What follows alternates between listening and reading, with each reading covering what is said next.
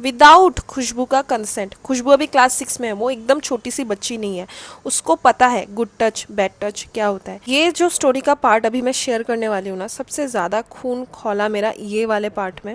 हाय guys, welcome और welcome back to my channel and yet another story time video.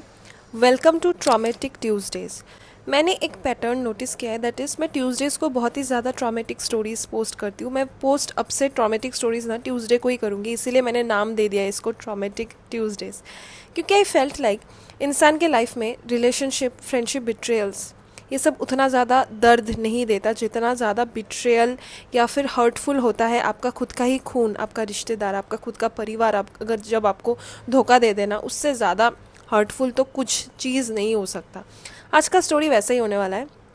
And if you are watching this and अगर आपके parents का as अभी बढ़ रहा है ना, आई थिंक सो आज का स्टोरी आपको बहुत ही अच्छा एक लेसन देगा। विद दैट बीइंग सेड, कान में ईयरफोन डाल लो, रूम्स की लाइट ऑफ कर लो, खाना या फिर स्नैक्स लेके रेडी हो जाओ एंड लेट्स बिगिन। आज का स्टोरी भेजा है एक एनोनिमस सब्सक्राइबर ने। इनका सबसे पहले हम नाम दे देते हैं खुशबू। ये नाम मेरे दिमाग में बहुत दिनों से चल रहा था, फाइनली खुशबू दे देते हैं उसका नाम। एंड ये जो इंसिडेंट है ना, ये खुशबू के साथ ही हुआ था। बचपन से उसका लाइफ बहुत ही ज़्यादा डिफ़िकल्ट था। हमारा लाइफ जैसे सिंपल है ना, उसका लाइफ बहुत ज़्यादा कॉम्प्लिकेटेड था। अभी कैसे कॉम्प्लिकेटेड था, सब चीज़ मैं क्लियर कर देती हूँ। खुशबू के फैमिली को थोड़ा सा हम जानते हैं। खुशबू के मम्मी पापा ने भाग के शादी किया था एंड इनिशियली इनके दोनों साइड के पेरेंट्स ने ना इनका शादी को उतना ज़्यादा एक्सेप्ट नहीं किया था। बट जब समय बीतता गया, पूरा फैमिली ने इस चीज़ को एक पॉजिटिव आउटलुक दिया कि चलो हो गया, अभी बच्चा भी हो गया इनका, तो उन्होंने इस लव मैरिज के लिए इवेंचुअली एग्री कर दिया। जब खुशबू सिर्फ 2-3 साल की उम्र की थी ना, तब खुशबू की मम्मी को पता चला कि खुशबू के पापा का अफेयर चल रहा है, वो भी 2 औरतों के साथ। एंड द मोमेंट खुशबू की मम्मी को ये सब चीज़ें पता चला, ऑब्वियसली वो बहुत ही ज़्यादा गुस्सा हुई एंड उन्होंने अपने पति को छोड़ दिया। अभी सिंस वो अपने पति के ही घर में रह रही थी, खुशबू भी वहाँ पे रह रही थी, वहाँ पे तो वो नहीं रह सकेगी, तो वो डिसीजन लेती है कि मैं अपने मायके में जाके मैं अपनी मम्मी के साथ रह लूँगी। तो वो लोग रातों ही रात निकल जाते हैं अपने फादर के घर से एंड मायके चले जाते हैं। अभी आपको लग रहा होगा कि ओके दीदी, ये फादर ही टॉक्सिक था, अभी इनका लाइफ सुधर जाएगा। ये वीडियो इतना लंबा है ना, कुछ रीज़न के वजह से ही लंबा है, सुनते जाओ। तो वो लोग जब खुशबू के नाना नानी के घर में जाते हैं ना, तो उसका भी थोड़ा सा फैमिली एंड एवरीथिंग मैं आपको समझा देती हूँ। नाना जी के घर में कौन कौन रहते थे? नाना जी, नानी जी एंड खुशबू की मम्मी का छोटा भाई, दैट इज़ उसका मामा, एंड उनकी वाइफ मामी, बस इतना ही। एंड अभी खुशबू भी अपनी मम्मी के साथ वहाँ पे रहने वाली थी। उनका जो नाना जी था ना, वो बहुत ही ज़्यादा शॉर्ट टेम्पर्ड थे एंड बहुत ही ज़्यादा उसूलों वाले इंसान थे। एंड उनका छोटा मोटा झगड़ा वगैरह लगता ही रहता था विद दिस छोटा मामा। अभी अचानक से खुशबू एक दिन खेल रही होती है कोई तो पड़ोस की दीदी के साथ, एंड उसको बहुत ज़ोर से उसकी नानी के चिल्लाने का आवाज़ आता है। वो अपनी दीदी को बोलती है कि जाओ दीदी अब देख के आओ ना क्या हुआ। तो दीदी जाके देखती है कि उसका जो नाना जी है वो एकदम गिर गए हैं, उनको स्ट्रोक आ गया है एंड ऑब्वियसली अभी उनको इमीडिएटली हॉस्पिटल शिफ्ट करवाना होगा। ऑब्वियसली नाना जी के बेटे, दैट इज़ छोटा मामा, एंड बेटी खुशबू की मम्मी सब चीज़ हैंडल कर रहे थे, hospital visits and everything. And कोई इंसान अगर हॉस्पिटल में विजिट होता है ना, पूरा फैमिली का मेंटल एक एग्जॉशन अलग ही लेवल में चलता है। तो सिंस हॉस्पिटल में अगर आप कभी भी, अनफॉर्चुनेटली ये सब में अगर आपका एक्सपीरियंस हो, हॉस्पिटल में ना बहुत ज़्यादा पेपर वर्क होता है। तो मामा क्या करते थे, वो सब चीज़ वो खुद ही हैंडल करते थे। एंड ऐसे ही घर में एक दिन छोटा मामा आते हैं विद सम पेपर्स एंड उसमें नानी जी का सिग्नेचर ले लेते हैं हॉस्पिटल के पेपर्स में। एंड फिर हॉस्पिटल में नाना जी एडमिट रहते हैं बहुत दिनों तक। अनफॉर्चुनेटली कुछ दिनों बाद इनका नाना जी पास्ट हुए। अचानक से नानी जी को पता चलता है कि उनके जो प्यारे बेटे हैं छोटा मामा, उन्होंने कोई हॉस्पिटल का पेपर्स में उनका साइन नहीं लिया है, उन्होंने प्रॉपर्टी पेपर्स में उनका पूरा सिग्नेचर एंड एवरीथिंग ले लिया है, जहाँ पे सिर्फ घर ही नहीं, उनका ज़मीन जायदाद सब चीज़ अभी उनके छोटे बेटे, दैट इज़ मामा के नाम का हो चुका है। मामा एंड मामी अभी उसका पूरा मालिकिन है। एंड गाइस, अगर आप ये चीज़ अवॉइड करना चाहते हो ना, अपने पेरेंट्स को प्लीज़ समझा दो कि कोई भी पेपर में, भले ही वो वॉशिंग मशीन ही क्यों ना खरीदने जाए, टर्म्स एंड कंडीशन में भी अगर सिग्नेचर करना है ना, एंड आप लोगों के लिए भी, आप लोग भी जॉब करोगे तो टर्म्स एंड कंडीशंस का जो पेज रहता है ना, उसको ना जीवन का 2-3 घंटा निकाल के अच्छे से पूरा 12 15 पेजेस पढ़ो, फिर उसके बाद ही साइन करो, क्योंकि बिना पढ़े साइन करने का नतीजा आप लोगों ने देख ही लिया। Back to the story. अभी घर वर सब चीज़ हो चुका है छोटे मामा एंड उनकी वाइफ का, तो वो लोग यहीं पे थम नहीं जाते। वो लोग क्या करते हैं, खुद ये मामा खुद की ही मम्मी दैट इज़ नानी जी को एंड खुद की ही बहन खुशबू की मम्मी को घर से निकाल देते हैं। एंड वो लोग खुशबू को भी अपने साथ नहीं रखते। खुशबू तब 2-3 साल की बच्ची थी। रातों ही रात ये लोग बेघर हो जाते हैं एंड इनके पास कोई भी शेल्टर नहीं था जाने के लिए। एंड ये 3 जन ना फिर उसके बाद जैसे तैसे एक छोटा सा रेंटेड घर में रहते हैं। एंड खुशबू का चाइल्डहुड मोस्टली ये छोटे से घर में ही अपनी नानी जी के साथ ही बीता। अभी आप लोग सोच रहे होंगे कि ओके, मामा जी भी टॉक्सिक है, मामी जी भी टॉक्सिक है, फिनिश, कहानी ख़त्म। थम जाओ, और कहानी बढ़ता है। टॉक्सिसिटी का ना लेवल इस स्टोरी में एक एक करके लेवल बढ़ेगा। तो कुछ साल बीत जाते हैं एंड अभी खुशबू प्राइमरी स्कूल में पढ़ रही होती है। अचानक से खुशबू को पता चलता है कि इसकी मम्मी का अभी प्यार चल रहा है विद अ मैन। इस मैन का हम नाम रख देते हैं अभिनव। अभी ये जो अभिनव था, ये अभिनव का भी खुद का ही एक छोटा सा बेटा भी था, ठीक है। ये छोटा सा इन्फॉर्मेशन इंपॉर्टेंट है। तो खुशबू को ना, खुशबू तो बच्ची थी, खुशबू को उसकी मम्मी ने ये बोल के इंट्रोड्यूस करवाया था कि फ्रेंड है। खुशबू भी तो बच्ची थी, तो वो उसने सोचा कि ये मम्मी की ही फ्रेंड है, तो इसीलिए वो अभिनव को हमेशा अंकल अंकल करके ही बुलाती थी। बट नानी जी को सब चीज़ क्लियर था, सब चीज़ पता था। इसी वजह से ड्यू टू दिस अफेयर ये मम्मी और नानी जी के बीच में ना बहुत ही ज़्यादा झगड़ा होता रहता था। एंड इतना टॉक्सिक जगह में अभी खुशबू बड़ी हो रही थी। अभी इतनी छोटी बच्ची थी ना, उसको कुछ भी प्रोसेस नहीं होता था। एंड वो मेल में उसने ये चीज़ बोला हुआ है कि दीदी, मेरी मम्मी ने हमेशा अपने बॉयफ्रेंड अभिनव को चूज़ किया, मुझे हमेशा नेग्लेक्टेड फील करवाया।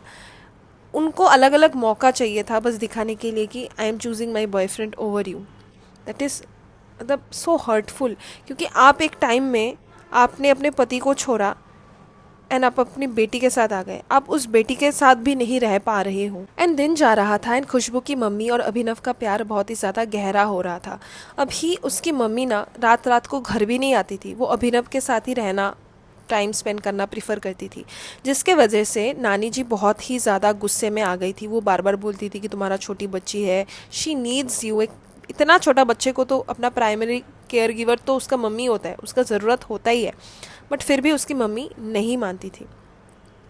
एक उनके लाइफ में एक इंसिडेंट होता है, दैट इज़ ये जो नानी जी होती है ना, खुशबू अभी क्लास 3 में वो चढ़ गई एंड क्लास 3 का फाइनल एग्ज़ाम्स के बाद ही वो उसी टाइम फ्रेम में ये नानी जी ना मॉर्निंग वॉक, इवनिंग वॉक करने जाती थी। कोइंसिडेंटली नानी जी का मुलाकात हो जाता है विद अ लेडी। अभी ये कौन लेडी है? ये होती है अभिनव की वाइफ। मतलब अभिनव सिंगल नहीं है, अभिनव डिवोर्सी नहीं है, अभिनव का वाइफ नहीं मर गया। जो खुशबू की मम्मी ने अपने हस्बैंड को छोड़ा जस्ट बिकॉज वो अफेयर में थी with some other lady, with 2 ladies, Khushboo की मम्मी भी सेम चीज़ ही कर रही है अपनी बेटी के साथ। मतलब वो ऐसी नहीं, उनका अगर बस चलता वो किसी और से भी प्यार कर पाती, जिसका उनका खुद का फैमिली टूटा है किसी थर्ड पर्सन के वजह से, बट वो खुद वो थर्ड पर्सन बन रही है किसी और के रिलेशनशिप में। तो ये जो नानी जी होती है ना, नानी जी वो वाइफ को, अभिनव के वाइफ को सब चीज़ बोल देती है कि तुम्हारा पति का अफेयर चल रहा है मेरी बेटी के साथ। फिर उनके घर में लग जाता है बहुत ज़्यादा झगड़ा, एकदम टॉप में झगड़ा लग जाता है नानी जी और उनकी बेटी के साथ, दैट इज़ खुशबू की मम्मी। एंड रातों ही रात गाइस, खुशबू की मम्मी घर छोड़ के निकल जाती है to stay with her loving boyfriend Abhinav. And इस टाइम में ना खुशबू की मम्मी एकदम केयर नहीं करती थी अपनी बेटी का। उस नानी जी ने बोला भी है कि तुम ये सब मत करो, तुम्हारी इतनी छोटी बेटी है, उसका मेंटल हेल्थ के बारे में तो सोचो, वो क्या सीखेगी, वो किस चीज़ से इन्फ्लुएंस होएगी। बट उसकी मम्मी प्रेम में एकदम अंधी हो चुकी थी, वो निकल गई। एंड खुशबू के लिए उस टाइम में उसकी मम्मी के साथ कांटेक्ट बहुत ही कम होता था एंड उसके फादर के साथ उसका कोई कांटेक्ट नहीं था। तो खुशबू के जीवन में सिर्फ उसकी नानी जी ही थी, उसके अलावा खुशबू के लाइफ में और कोई नहीं था। एंड इतना सैड है ये चीज़ कि ये सब चीज़ों का जो ट्रॉमा होता है ना, इसीलिए बच्चे जब बड़े होते हैं उनको रिलेशनशिप में प्रॉब्लम आता है, उनको फ्रेंडशिप्स बना के रखने में प्रॉब्लम होता है। एंड आई डोंट जज them, it is the environment जो उनको ऐसा बना देता है कि लोगों को लगता है कि उनका दिल नहीं है, कि उनका दिल पत्थर है, etcetera etcetera. Back to the story. 1 साल बाद ये जो खुशबू की मम्मी होती है ये वापस रिटर्न आती है अपने घर में।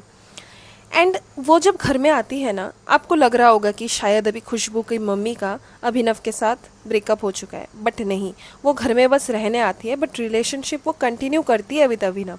एंड इस चीज़ से नानी जी को तो हमेशा से प्रॉब्लम था ही, झगड़ा उन दोनों के बीच में लगता रहता था ही। बट अभी क्या होता है, ये अभिनव भी उनके घर में आता था रात बिताने के लिए। लाइक वो फ्रेंडली बहुत ज़्यादा होने का ट्राई कर रहा था विद खुशबू की नानी, खुशबू के घर, उनका फैमिली मेम्बर्स के साथ, खुशबू के साथ।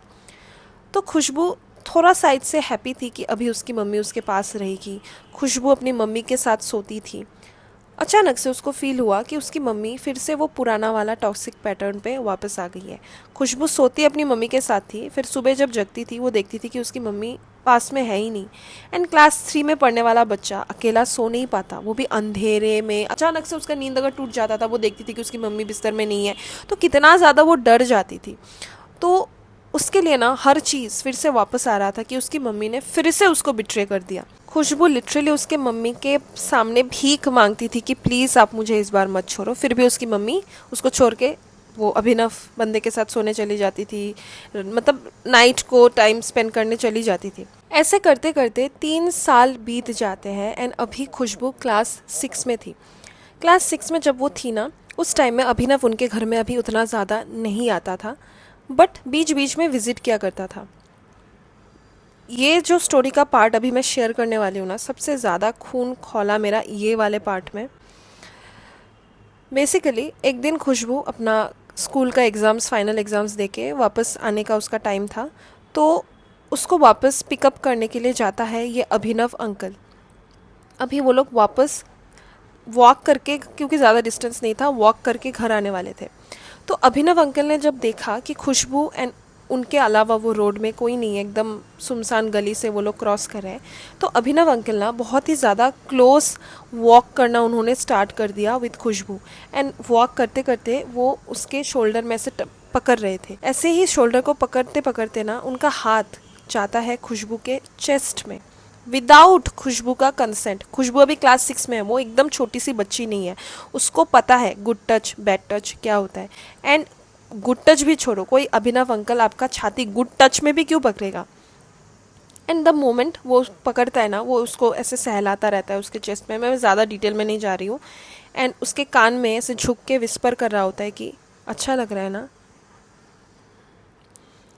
मैं मतलब उसको उसके मेल लिंग में ना तभी किक कर देना चाहिए था एंड भाग जाना चाहिए था। बट ये सब बोलने का बात है, क्योंकि जब आपके साथ वो चीज़ होता है ना, इंसान फ्रीज हो जाता है, उसको प्रोसेस नहीं होता है कि ये वाले सिचुएशन में मैं क्या करूँ एंड मैं अगर भागूँ भी, ये इंसान मतलब बहुत सारा चीज़ें आई थिंक सो खुशबू के दिमाग में चल रहा था। तो वो इतना ज़्यादा ट्रॉमेटाइज्ड थी। वो घर जाती है एंड घर डिसाइड करती है कि वो इस चीज़ के बारे में किसी को नहीं बोलेगी, क्योंकि वो बहुत ज़्यादा डर चुकी रहती है। एंड उसका ये सब बिहेवियर ऑब्वियसली नानी जी नोटिस करती है, क्योंकि नानी जी ही इंटरेस्टेड थी इसके जीवन में।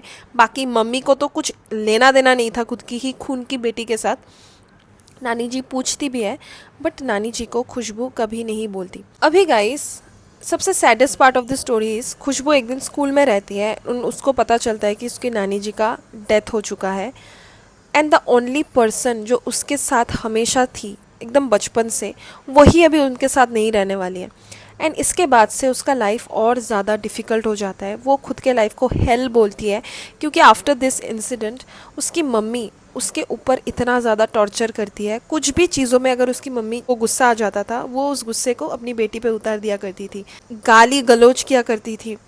उसके बाद हमेशा उसको ऐसा दिखाया करती थी कि सब चीज़ उसके वजह से ही हुआ है। वो इनफैक्ट ये सब चीज़ें भी बोला करती थी, लाइक कि काश तुम्हें मैंने बचपन में ही मार दिया होता, काश तुम अभी ज़िंदा ही नहीं होती, काश तुम अगले मॉर्निंग जब मैं उठूँ तो तुम्हारा मुंह देखूँ। ये सब चीज़ें वो एक छोटी सी क्लास 6 की बच्ची को बोलती थी। आप लोग जो ये सब स्टोरीज में कमेंट करते हो ना, every child deserves parent but every parent does not deserve a child, एकदम सही बोलते हो, एकदम सही। मतलब कोई खुद के ही खून के बच्चे के साथ ऐसे कैसे कर सकते हैं? यहाँ पे लोग एकदम ख़त्म हो रहे हैं, सरोगेसी कर रहे हैं, अडॉप्ट कर रहे हैं जस्ट बिकॉज उनके पास नेचुरली बच्चा नहीं है। एंड यहाँ पे जिन लोगों को भगवान ने बच्चा गिफ्ट दिया है, ये लोग ऐसे इसका मतलब यूज़ कर रहे हैं। मैं तो पेट्स भी रखती हूँ ना भाई, तो पेट्स के साथ मेरा एकदम बच्चे जैसा रिलेशनशिप बन जाता है, मैं उनके लिए इतना प्रोटेक्टिव हो जाती हूँ। ये खुद का ही क्रिएशन के साथ ऐसे कैसे कर सकते हैं? मैं थोड़ा सा स्टोरी बोलते बोलते ना एकदम कभी कभार एकदम निकल जाती हूँ वो स्टोरी से, एकदम मेरा खून वून खौल जाता है। Back to the story guys. अभी ये सब सह सह के वो क्लास 9 में वो चढ़ गई। एंड क्लास 9 में वो उसका क्या कोपिंग मैकेनिज्म हो गया था, ये सब तो उसके लिए हैबिट हो गया था, फिर भी दुखता तो था। तो वो सेल्फ क्या करती थी, इसमें मैं इस लड़की को क्या ही दोष दूँ। अभी का प्रेजेंट सिचुएशन में आते हैं। वो अभी क्लास 10 में पढ़ती है एंड अभी भी उसके साथ लाइफ में उसके ये सब चीज़ें कंटिन्यू हो रहा है। एट दिस प्रेजेंट टाइम जब मैं आपको ये नरेट कर रही हूँ ना ये स्टोरी, इस टाइम में भी खुशबू के साथ उसके घर में उसकी मम्मी यही बिहेवियर कर रही है। उसका लाइफ अभी भी हेल है। इस स्टोरी का कोई हैप्पी एंडिंग नहीं है गाइस। वो बस यही सोचती है कि उसको बस पढ़ाई लिखाई करके एक अच्छा करियर करना है ताकि वो खुद के लिए एक पीसफुल एंड स्टेबल घर बना पाए। एंड वो ये भी बिलीव करती है, ये मैं भी बिलीव करती हूँ, कि उसकी नानी के अलावा उसको किसी ने सच्ची में प्यार किया ही नहीं। एंड दैट सब फैमिली फैमिली जो बोलते रहते हैं ना लोग, फैमिली सिर्फ खून से नहीं बनता। इसकी मम्मी इसकी फैमिली थी, बट इसकी हरकतें, एक स्ट्रेंजर भी आपको ये सब इतना ज़्यादा ना करे जितना हर्ट एंड ट्रॉमा इसकी खुद की ही खून की मम्मी ने दे दिया। So guys this was the entire story. And I don't think so Khushboo जब बड़ी होगी ना, उसको रिलेशनशिप एंड फ्रेंडशिप बनाने में उतना ज़्यादा ईजी होगा, क्योंकि उसको ट्रस्ट नहीं रहेगा इंसानों पे। एंड इसमें उसका खुशबू का कोई गलती नहीं है। मैं बस बोलूँगी कि आप ये सब चीज़ों को एज ए मोटिवेशन लो एंड अपने अंदर ऐसा आग डालो ना कि आप लाइफ में अलग ही पोजीशन में पहुंच जाओ। पढ़ाई भी ऐसे करो ना कि आफ्टर 10 years आपको कोई मुंह तक ना लगा पाए, कोई आपको चू तक ना कुछ बोल पाए। ये सब चीज़ों को ऐसे लो कि मुझे इन लोगों को करके कुछ दिखाना है। क्योंकि मैं सजेस्ट तो नहीं कर सकती कि आप इसका पुलिस कंप्लेन कर दो, क्योंकि ये भी लॉजिकल नहीं है आप अगर बहुत एंगल से सोचो। And Khushboo, if you are watching this, I would suggest कि अगर आप जब थोड़ा बहुत अर्निंग्स कर लोगे ना, प्लीज़ कंसल्ट अ साइकोलॉजिस्ट या फिर थेरेपिस्ट। आपको बहुत ज़्यादा हेल्प होगा। एक थेरेपिस्ट के पास तो खुद जाओ ही, क्योंकि आपका जो ये सब बिल्डअप है ना of years and years of trauma and pain, ये सब को निकलना is very important for you to start fresh. तो इसीलिए थेरेपिस्ट के पास प्लीज़ जाना जब आपके पास थोड़ा भी पैसा आ जाए। इस चीज़ को कभी टाल के मत रखना। एंड आप लोगों का भी ओपिनियंस आप कमेंट्स में डाल सकते हो। आई एम श्योर वो पढ़ेगी। And please be sensitive in the comments. मिलते हैं नेक्स्ट स्टोरी टाइम वीडियो में। तब तक stay safe, stay healthy. Best wishes to all of you. सभी लोग बहुत ज़्यादा सक्सेसफुल हो जीवन में, बहुत हेल्दी रहो। मिलते हैं नेक्स्ट स्टोरी टाइम वीडियो में। तब तक stay safe, stay healthy and always remember, life में थोड़ा डरना एंड सतर्क रहना ज़रूरी है। बाय।